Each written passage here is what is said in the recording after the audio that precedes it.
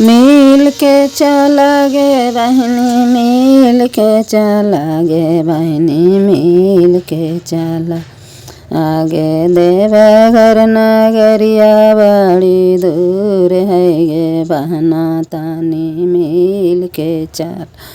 आगे भोला के दुआरिया बड़ी दूर है गे बहना तानी मिल के चला। मिल के चला गे बहिनी मिल के चला गे बहिनी मिल के चला। आगे देवघर नगरिया बड़ी दूर है गे बहना तानी मिल के चला। आगे भोला के दुआरिया बड़ी दूर है गे बहना तानी मिल के चला। शिव हाथावा में ले बहन लेते जाला पानिया। हाथावा में ले बहन लोटे जाला पानी। कांधावा पर ले बहन लाला का चुंदरिया। कांधावा पर ले बहन लाला का चुंदरिया। मिल के चला गे बहना मिल के चला गे बहना मिल के चला।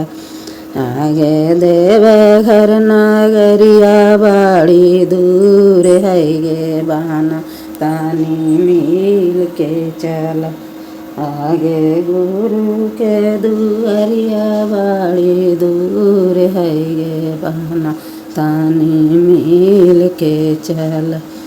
शिवा गुरु देला थुना बेटावा पुतोहिया। उनखे देला है गे बहना पोतावा से पोतिया।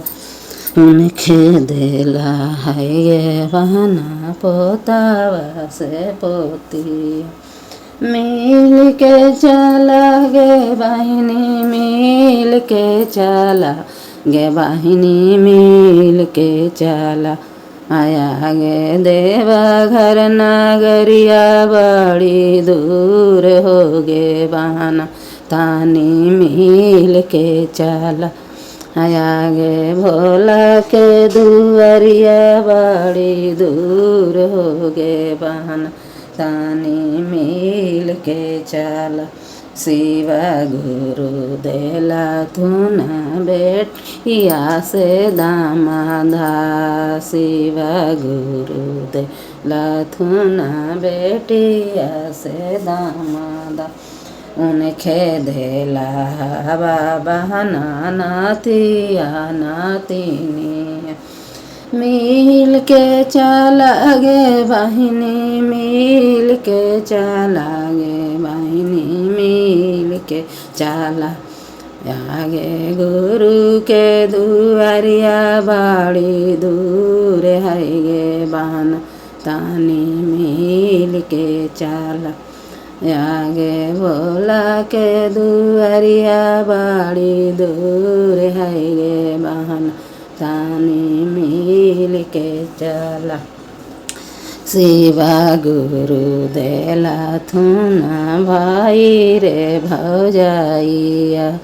उनखे देला हवा बहना भतीजावा भतीजिया। मिल के चला गे बहना मिल के चला। आगे भोला के दुआरिया बड़ी दूर है गे बहना तानी मिल के चला। आया गे देवघर नगरिया बड़ी दूर है गे बहना तानी मिल के चला। आया गे देवघर नगरिया बड़ी दूर है गे बहना तानी मिल के चला।